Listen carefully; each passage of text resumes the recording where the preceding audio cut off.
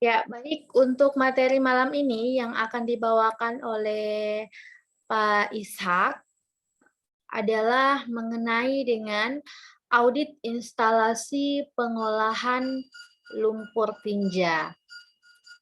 Ya, baik. Silakan Bapak Ibu sekalian, kita akan mendengar materi yang akan dibawakan oleh narasumber kita. Baik, dengan hormat kami persilakan Pak Ishak.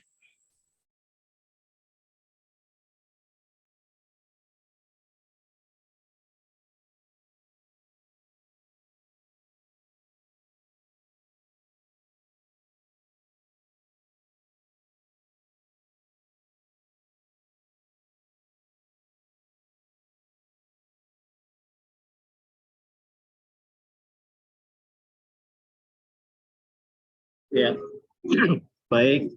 Assalamualaikum warahmatullahi wabarakatuh dan selamat malam.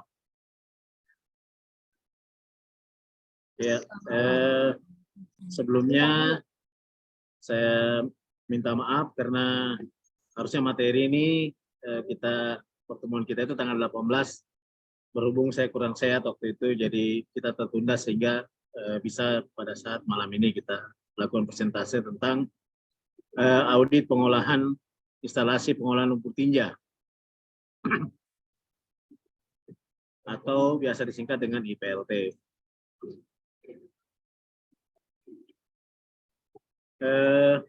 Yang pertama,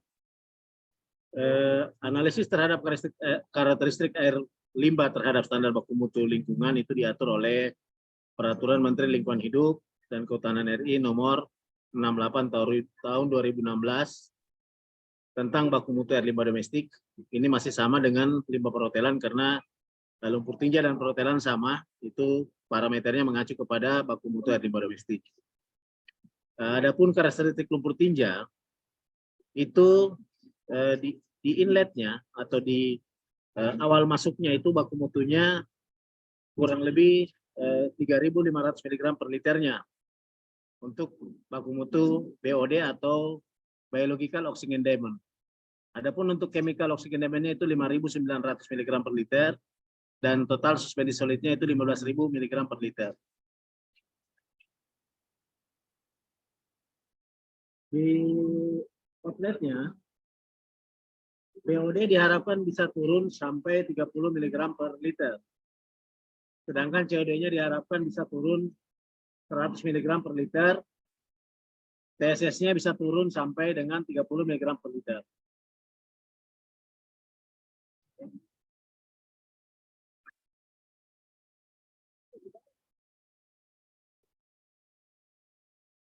Di mana efisiensi yang dibutuhkan dari sistem pengolahan dalam penyampaian baku mutu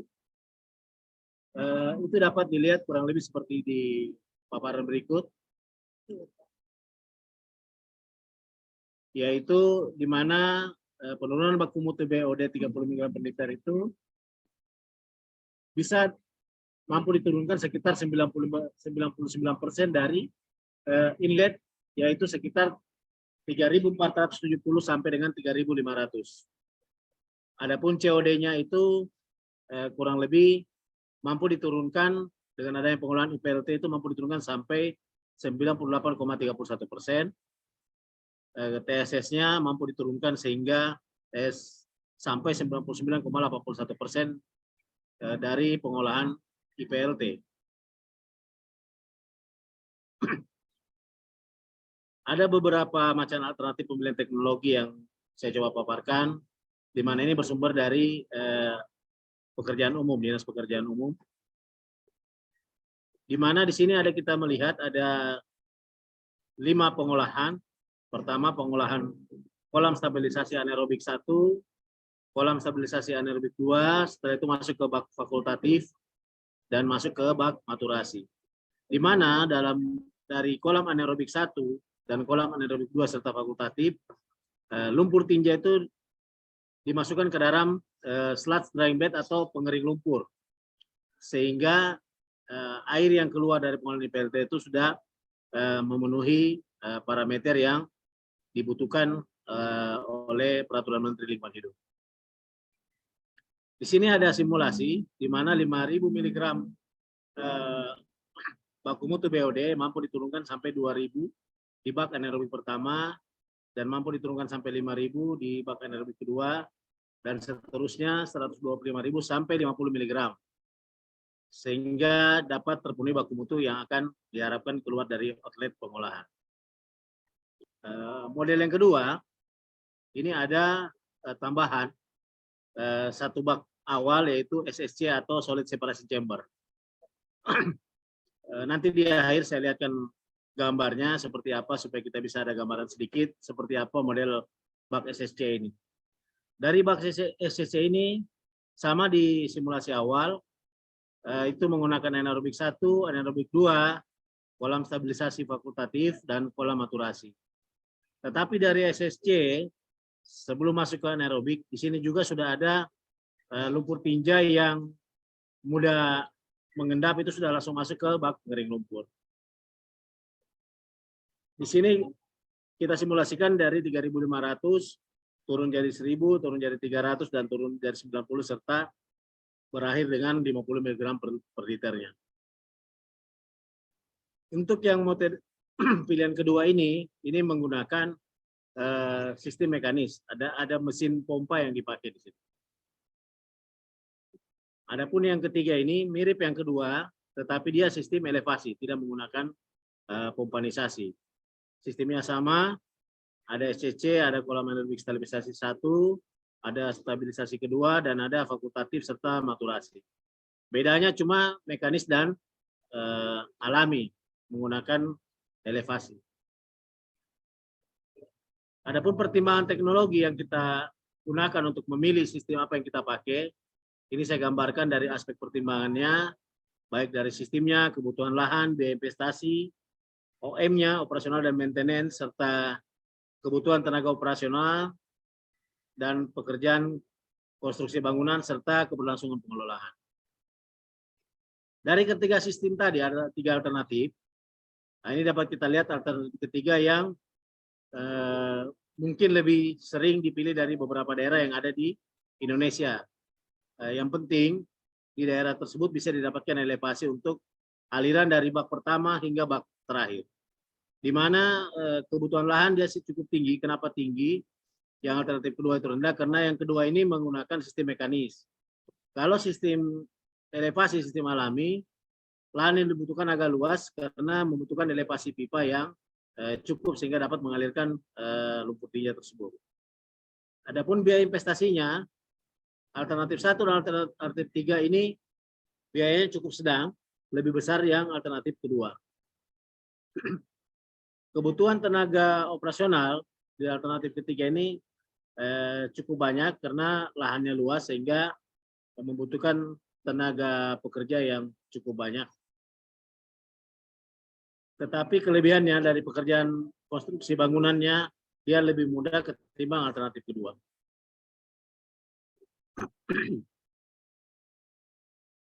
Nah, ini seperti gambar tadi, di mana alternatif pilihan teknologi PLT dengan sistem Solid Separation Chamber ini, seperti ini dapat kita lihat ada 3 bak anaerobik, fakultatif, dan kolam anaerobik, serta ke badan air penerima. Dari situ langsung masuk ke drying area atau pengeringan lumpur untuk bisa dimanfaatkan jadi kompos dari pemanfaatan tinja manusia yang sudah dikeringkan. Nah, hanya kalau kompos dari lumpur tinja ini harus dikaji lagi kandungan helminth egg-nya atau telur cacingnya. Dari SSC ini dapat kita lihat efisiensinya, kemampuan menurunkan kadar BOD, COD, dan TCS ini. Di inlet kita lihat ada masuk BOD 3.500, COD 5.900, dan TCS jumlahnya 15.600 mg per liternya. Kemampuan dari SSC ini ada beberapa pilihan teknologi. Di effluentnya mampu menurunkan sampai 30%, adapun ABR ini mampu menurunkan sampai 70%, fakultatif mampu menurunkan sampai 70%, maturasi mampu menurunkan sampai 60%, dan GAC mampu menurunkan sampai 90%.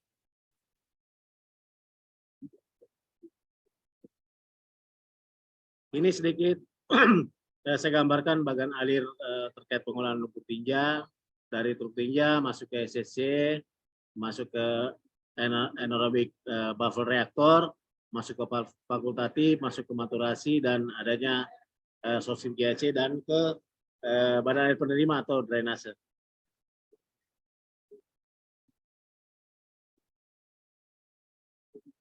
Ini dapat kita lihat karakteristik lumpur tinja dalam keadaan basah dan dalam keadaan kering dalam satuan gram per orang per harinya.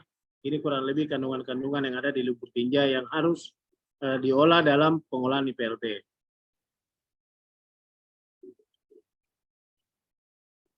Kalau baku mutu yang diatur oleh kementerian itu kurang lebih seperti ini, di mana kadar pH paling rendah 6 dan paling tinggi 9. Adapun kalau BOD kadar maksimumnya itu 30 mg per liter, COD-nya 100 mg per liter, total suspensi solidnya itu 30 mg per liter, minyak dan lemaknya 5 mg per liter, amoniak 10 mg per liter, total koliform 3000 per 100 ml air dari pengolahan lumpur tinja.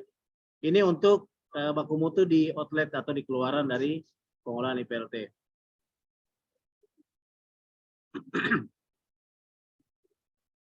Kurang lebih gambar potongan dari pengolahan SCC seperti ini. Ini SCC pertama, terus masuk ke bagian SCC kedua, dan masuk ke SCC ketiga, dan masuk ke SCC keempat. Ini digunakan sebagai unit pengolahan padatan tersuspensi. Pengolahan ini digunakan untuk menghilangkan unit TSS agar efluen yang masuk ke bak anaerobic buffer reaktor mempunyai kandungan TSS yang sangat kecil. Kalau ini gambar potongan dari kolam anaerobik atau biasa disingkat dengan ABR, anaerobic buffer reaktor, di mana di sini berfungsi untuk pengolahan untuk kandungan menurunkan kadar BOD dan COD, di mana dapat menurunkan sekitar 70% dari kandungan BOD dan COD tersebut. Selanjutnya ada dikatakan bak fakultatif, di mana fungsinya ini digunakan untuk pengolahan biologis yang digunakan sebagai pengolahan kandungan BOD, COD, dan TSS. Unit pengolahan fakultatif merupakan unit pengolahan yang mengedepankan fungsi anaerob dan aerob di dalam pengolahannya. Jadi di fakultatif sendiri sini, dia biasanya dikatakan semi anaerob. Jadi dia bisa anaerob, bisa aerob. Yang berikutnya ada dikatakan kolam maturasi. Tadi di awal saya jelaskan kurang lebih potongannya seperti ini, kolam maturasi.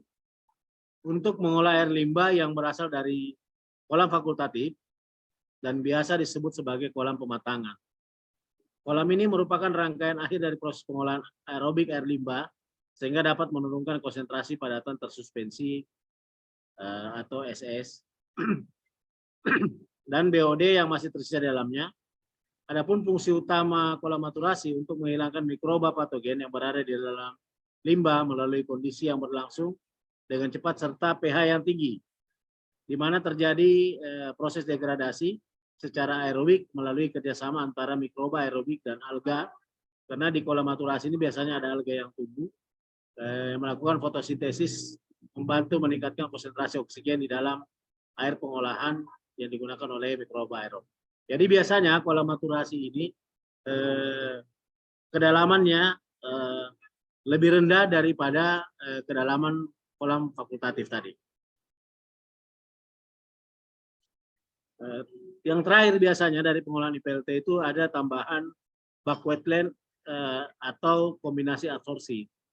Di sini berfungsi sebagai bak pengolahan dengan efisiensi 60% pengolahan.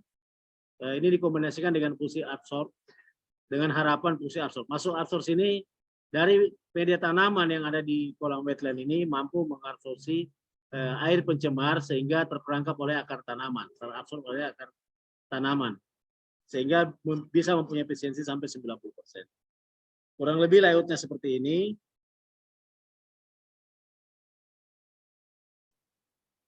Layoutnya seperti ini.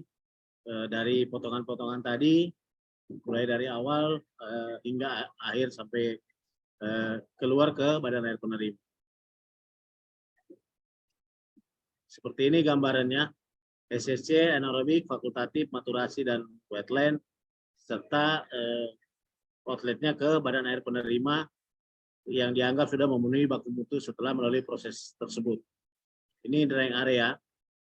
Nah, ini gambar kolam solid separation chamber. Jadi awal lumpur tinja masuk itu di kolam SSC ini, baru seterusnya ke fakultatif, maturasi, dan wetland.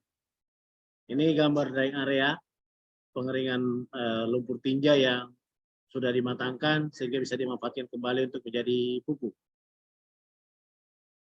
Ya, cukup sekian materi kita malam ini terkait instalasi pengolahan lumpur tinja. Mungkin sebentar ada sesi diskusi. Saya persilakan kepada peserta yang mengikuti Zoom kita malam ini.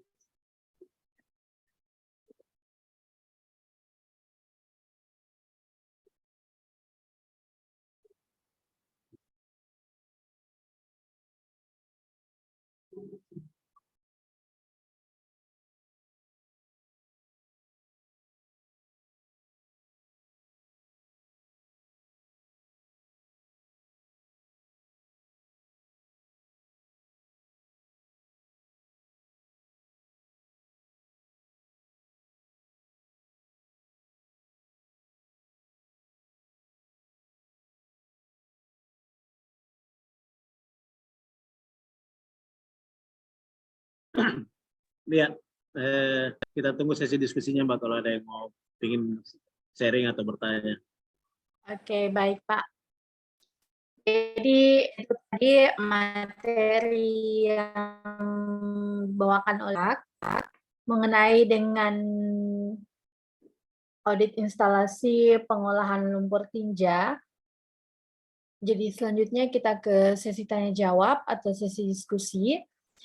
Silakan Bapak Ibu sekalian, mungkin ada yang ingin ditanyakan mengenai dengan materi yang baru saja disampaikan oleh Pak Ishak mengenai dengan pengolahan lumpur tinja. Ya. Silakan Bapak Ibu, mungkin jika ada yang ditanyakan.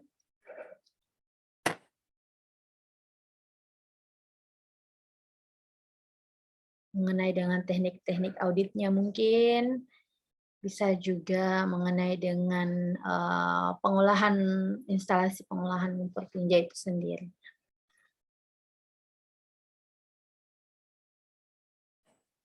Pak Ishak, di mana nih?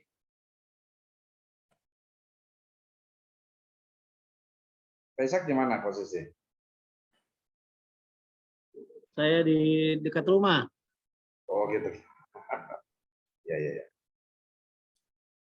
Besok ya Pak, baru keluar kota mungkin. Udah masuk kantor tadi ya? Ya, Udah masuk kantor? masuk. Masuk ya? Ikut itu, Basnas. Basnas ya? Oh, iya. Oke, lanjut. Iya, baik Pak. Terima kasih. Silakan sekali lagi Bapak Ibu sekalian. Ya, ini Pak Haris, mungkin ada yang ingin ditanyakan Pak?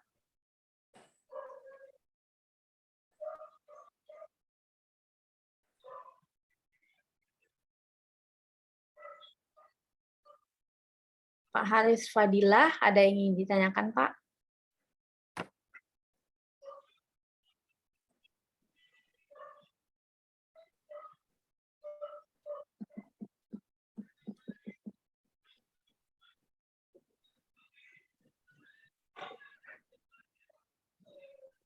Oh, Pak Haris baru join ya, Pak. Selamat bergabung, Pak. Nanti record materinya bisa diperoleh, bisa didapatkan ya, Pak, melalui link yang ada di Konsultan Indonesia. Nanti akan di-share materinya setelah semua materi pada periode ini selesai.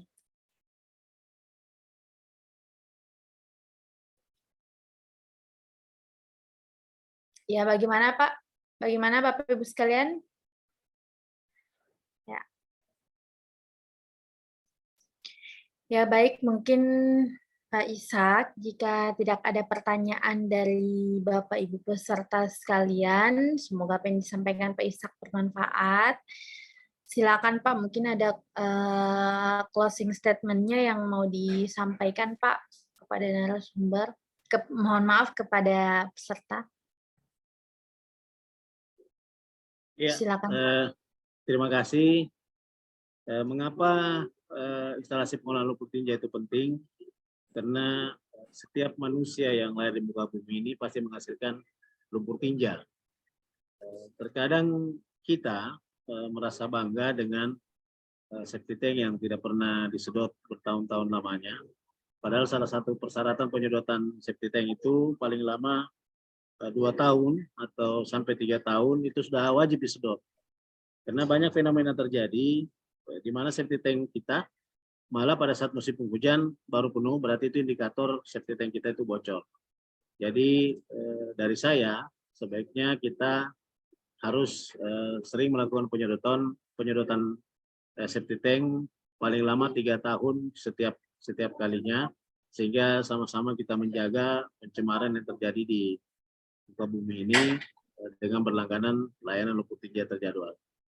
Kalau untuk diskusi setelah dari materi Zoom ini, di slide saya itu ada nomor kontak saya tetap terima konsultasi untuk mengenai desain IPLT. Terima kasih. Selamat malam. Assalamualaikum warahmatullahi wabarakatuh. Iya, baik Pak.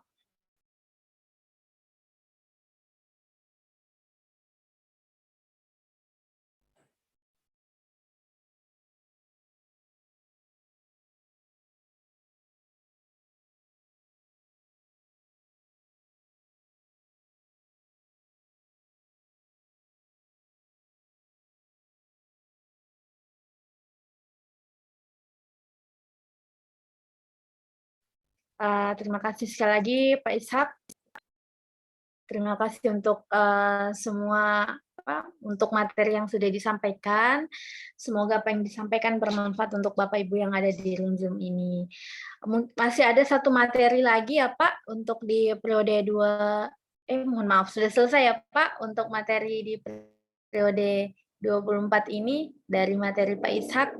Terima kasih Pak sudah bergabung di periode 24 ini. Semoga bermanfaat. Terima kasih kepada Bapak Ibu sekalian yang sudah bergabung di materi malam ini. Kami juga ucapkan mohon maaf apabila ada kesalahan. Mohon maaf sebelumnya, mungkin jaringan di sini di tempat saya sedikit terganggu karena sedang hujan deras. Ya, baik, itu saja dari kami. Kami akhiri dengan ucapan wassalamualaikum warahmatullahi wabarakatuh. Selamat malam. Selamat malam.